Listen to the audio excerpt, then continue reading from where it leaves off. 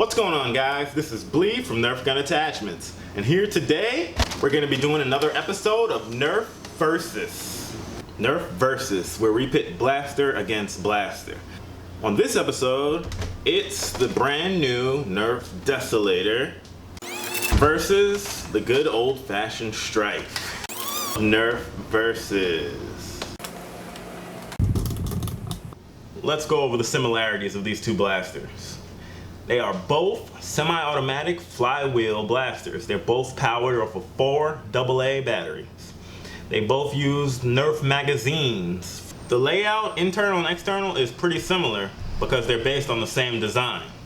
They both have firing triggers, rev or acceleration triggers, and magazine release buttons in the same general location. They both feed the magazine in the same way through the same kind of mag well. They both have 2 tactical rails, 2 sling mounts. Both have the jam door in the same place. They're very similar in that regard. First up, the OJ Stryfe. This is it, ladies and gentlemen. The archetype for what a semi-auto flywheel blaster is supposed to be. Ultra small, tiny, versatile, adaptable, fully customizable. Every new blaster that comes out with flywheels, unless it's full auto, it's automatically being compared to this. This is it. This is what you have to shoot for. This is what you're competing with. And that's why anytime a new semi-auto flywheel blaster comes out, we already know how it works, how to mod it, how to use it most effectively. It has a rev trigger right here that spins up the flywheels. Once they're spinning up, you pull the trigger each time you want to fire a dart. Semi-auto, baby. Here's the mag release right here. When you get the Stryfe, it comes just like this. Kind of like a machine pistol, maybe a small SMG.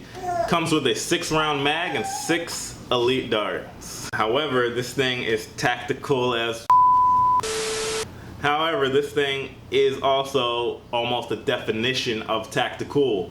On this small package, we find both a barrel attachment point, stock attachment point, tactical rail up top, tactical rail down below, and a couple of sling points. You can turn this thing from a machine pistol to an SMG to a full-fledged rifle, battle rifle, carbine, whatever you want to call it. You can do it with this thing. This is the most versatile and adaptable blaster that we have. This was the pre-modulus modulus. The performance of this blaster in stock form is right along what you expect from any elite level blaster, but once you mod it, it becomes a powerhouse. Such a small, seamless package that offers up so much in the way of modularity and modular capabilities, customization. This blaster really has no downfalls except for that 6-round mag, but of course, as soon as you open up the package, you should clearly eject that and throw it into the garbage. Every time. So, as proof that it's modular and adaptable, threw the modulus banana clip and my Gear Up Raider stock on there. Now it's sitting right in line with what you get with the Desolator.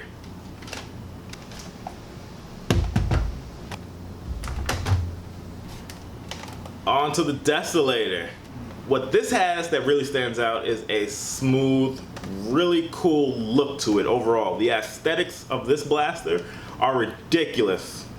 It has an integrated thumbhole type stock with the batteries in the stock. It just has an overall very cool, very clean look. This might just be the best white blaster we've ever seen.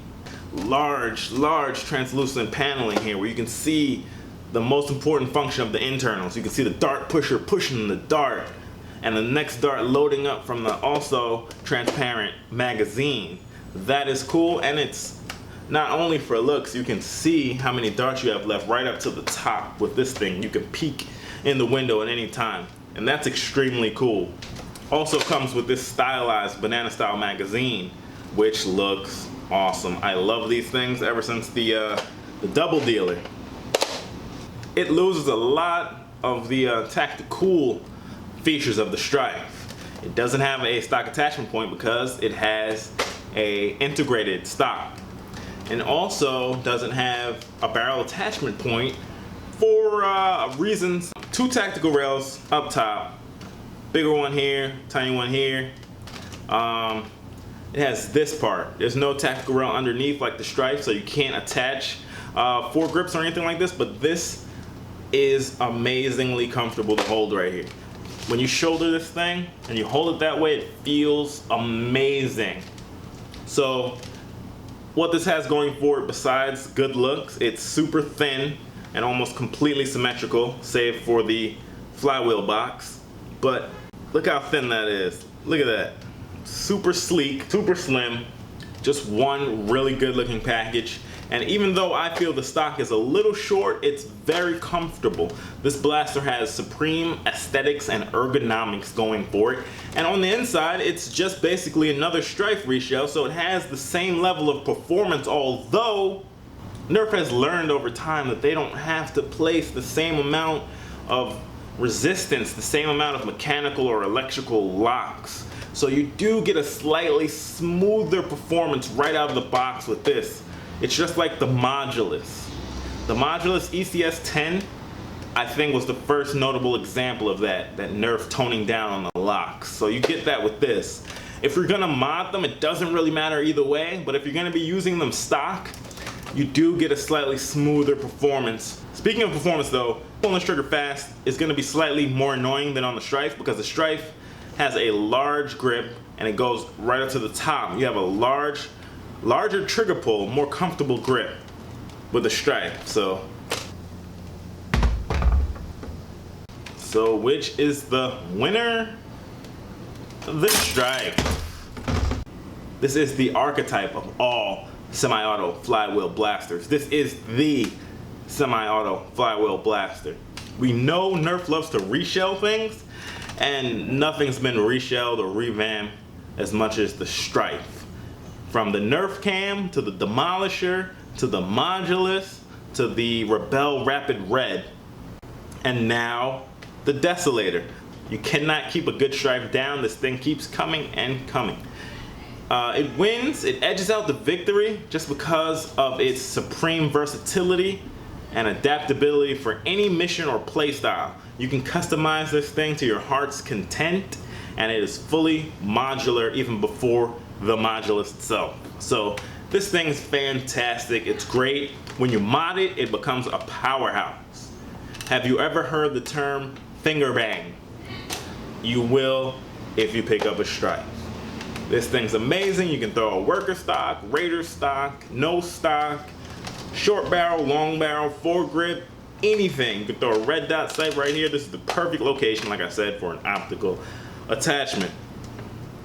Grip is super comfortable for people of all sizes.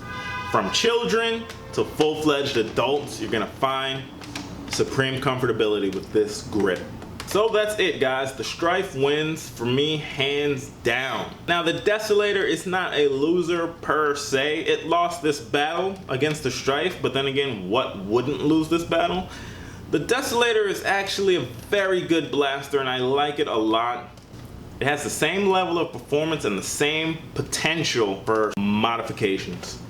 You can have this thing shooting very, very hard in no time at all. Also, the Desolator might actually become the victor of this in a while, because although no one can confirm or deny, it really does at times seem like the Stryfe is being phased out. It has become a little more difficult to find it reliably. I know a lot of retailers have it in stock right now, but there have been times where I've been hard pressed to find the Stryfe. You already can't find the blue one anymore, but even the orange one disappears from Amazon. It disappears from the shelves at Target or Toys R Us for months, and then it makes a comeback. One time it's gonna go away, it's not gonna come back. Stryfe is a legend, it's been here forever, and so if it does have to go,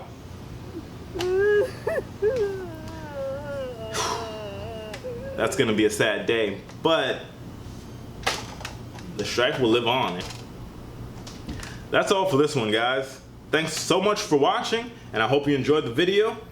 Don't forget to leave a thumbs up if you liked it though, and consider subscribing to the channel for more fun videos. As always though, thanks again for watching, and I'll catch you in the next video, guys. Take care.